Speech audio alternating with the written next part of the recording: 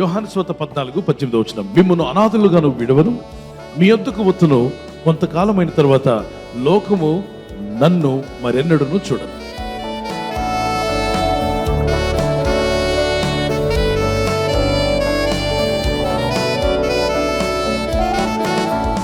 యేసు ప్రభువు తన ప్రజలతో, తన శిష్యులతో చెప్పాడు, నేను మిమ్మల్ని అనాథులుగా విడవను. I will not leave you as orphans. నేను మిమ్మల్ని అనాథలుగా విడవను. I will come back to you. నేను మీ వద్దకు తిరిగి వచ్చేదను. I will send the comforter. నేను ఆదరణకర్తను మీ కొరకు and పంపుతాను. he will lead you. ఆయన మిమ్మల్ని నడిపించును. He will strengthen you. ఆయన మిమ్మల్ని బలపరచును. I am going to give you a person who is going to help you. మీకు సహాయం చేయడానికి మీ ఒక వ్యక్తిని నేను ఇస్తాను. That's a great opportunity.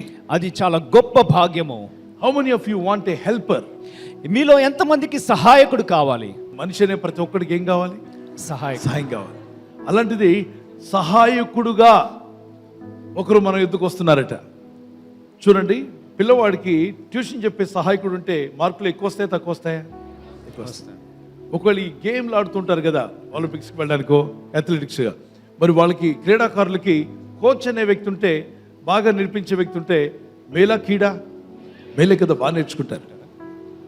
ఒక వాయిద్యాలు వాయించే వ్యక్తికి ఇన్స్ట్రుమెంట్స్ వాయించాలంటే అతనికి టీచ్ చేసే టీచర్ ఉండడం, హెల్ప్ చేయడం, ఆ హెల్పర్ ఉండడం వల్ల బాగా నేర్చుకోగలుగుతాడు.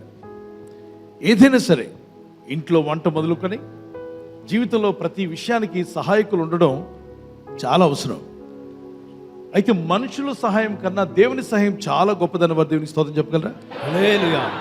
నాకు హెల్ప్ చేయడానికి ఎవరు వస్తున్నారు అంటే యేసుక్రీస్తు ప్రభువారు చెప్పారు, నేను వెళ్ళిపోవడం మీకు ప్రయోజనకరం, నేను వెళ్ళిపోవడం వల్ల ఆయన్ని మీ యొద్దకు పంపిస్తాను.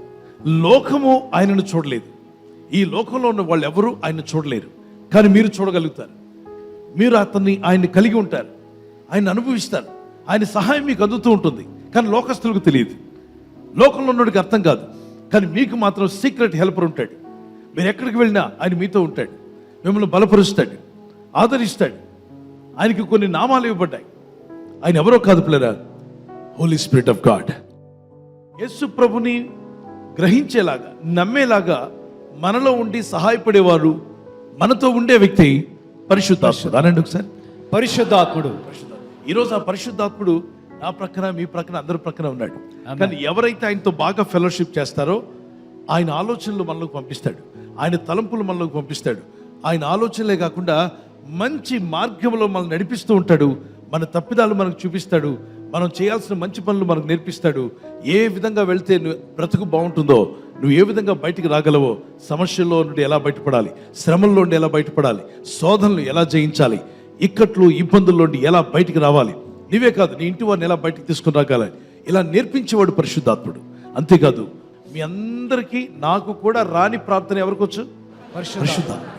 కాబట్టి అపోస్తలుడైన పౌలు అన్నాడు, మనలో యుక్తముగా ప్రార్థించటం వల్ల ఎవరికి తెలియదు కానీ పరిశుద్ధాత్మకి తెలుసు, ఆత్మ తానే మన పక్షంగా విజ్ఞాపన చేయించున్నాడు.